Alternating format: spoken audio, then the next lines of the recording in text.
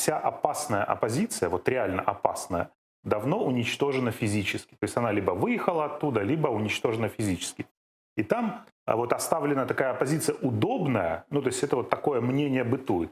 Потому что, ну, если задуматься, а зачем такая сложная схема? Новичок, Навальный, там это. Можно же просто стрельнуть в него возле подъезда. Все, и вопрос решен. Зачем его где-то в аэропорту, где он еще и полетит, а потом куда-то сядет? Зачем эти схемы? Поэтому вот все серьезные оппозиционеры, Политковская, Новодворская, Немцов, там и еще можно десятки перечислить, их просто вот убивали вот физически простым, понятным способом. Ну, кроме Новодворской. Да, да. Ты говорил. Но да. Зачем? Политковскую тоже пытались строить.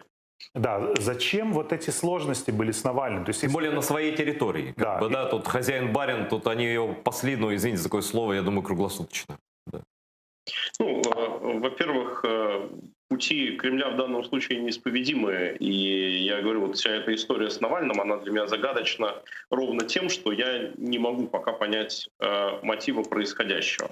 То есть вот когда Кремль все время говорит, нам это было невыгодно, но они абсолютно правы. Вот Кремлю с точки зрения там, политического лидерства это действительно было невыгодно.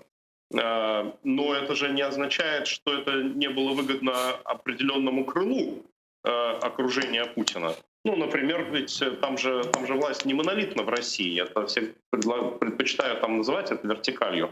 Но это совершенно не вертикаль. Это такая достаточно сложная матрица пересечения политических и коммерческих интересов. Одно крыло Кремля, очевидно, с Навальным сотрудничает, передает ему информацию. Вполне возможно, что оно передало ему ту информацию, которая была невыгодна другому крылу Кремля. Вот там совершить такое прямое покушение выстрелом и так далее, это слишком большой риск перед Путиным, значит, показать отпечатки, кто это сделал.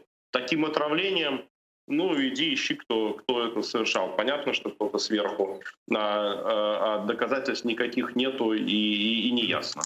И вполне возможно, что, соответственно, вот такое сочетание шкурного, там, можно даже сказать, коммерческого какого-то или карьерного интереса отдельных людей вместе с общей установкой, которую Путин сделал, что все те, кто совершают преступления на врагов Рейха, они останутся безнаказанно, вот это вот сочетание и привело к конкретному покушению на Навального.